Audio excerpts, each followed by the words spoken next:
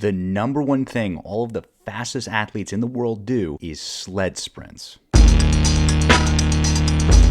Think of them as the most direct correlation to strength training and actual speed training or speed output. If you want to be a faster athlete, in this video, I'm going to explain how you can actually program them into your weekly training. Yes, you will have to get some equipment, but bang for buck, if you're looking to be serious about your sport and training, and I had to tell you one thing you need to do, it's sleds. You don't even have to go to the gym, saving you time. And let's face it, for most people, a stronger probability that you'll actually train. You can even use these sleds on grass at home, which is a game changer. So you'll need a sled, a strap, a harness, and some weights. At the end of the day, it will cost you a little over $200, and it's dependent on how much weight you actually buy as well. But you can use this for several athletes and for tons of years. Skip a couple of Timmy's soccer training sessions and get yourself a sled. If you're a parent watching this as well, you can use the sleds also. There's the knees over toe workouts with backwards drag sleds that are great for your knees and actual workouts you can do at home. I am not affiliated with any of these products at all. It's just the sleds we use over the gym, and they're great on the turf and even on rubber flooring.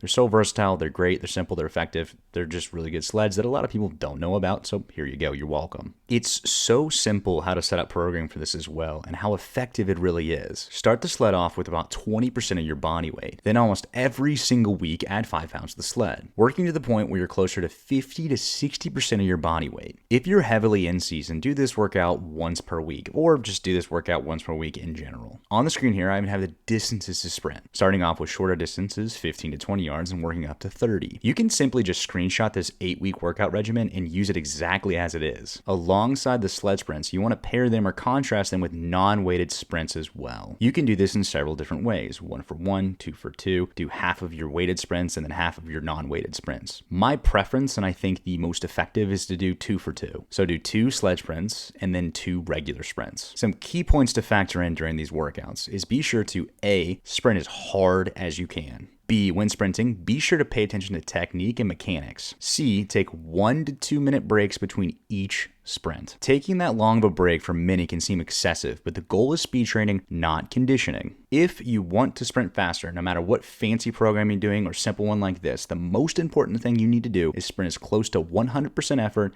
as often as you can, especially during these workouts. You will also be looking at doing anywhere between 8 and 16 sprints only per workout. The butter zone is around 10 to 12 max effort sprints, that in combination of the sled sprint being 1 and the regular sprint being 1 as well. Once an athlete gets past that number of sprints, in reality, they won't be working so much in a power zone, so it's not going to be as effective. For most athletes, that might seem a little too easy, or the intensity might be too low, but trust me, as the sled weight increases, it will be. Also, from a scientific standpoint, that amount of reps is the most effective, so trust the science. Then once you go through an 8-week cycle, just rinse and repeat. One last thing. This sled programming is geared more towards acceleration versus top-end speed or maximal speed, so the distances aren't going to be too long. Eventually in the future, I might do a whole video on some top-end speed or max effort speed sled training, but it's a little bit more technical and a little more difficult to do, so we shall see. So make sure you subscribe to the channel or check out some of my other videos on top-end speed mechanics that don't include the sled. I'm going to keep this one short, probably my shortest YouTube video I've done so far. Speed training doesn't have to be that complicated. We don't have to go into a bunch of nuances or difficult programming and setups that are just way too complicated and unnecessary. This style of training, even though you have to buy some equipment, is simple, it's effective, it's going to be one of the most important things you can do as an athlete to work on not only your speed development, but strength and your ability to actually absorb force. If you have any questions, as always, please feel free to comment in the comment section below. Don't forget to subscribe. I'm putting out videos every single week at this point, and I'll catch you in the next one.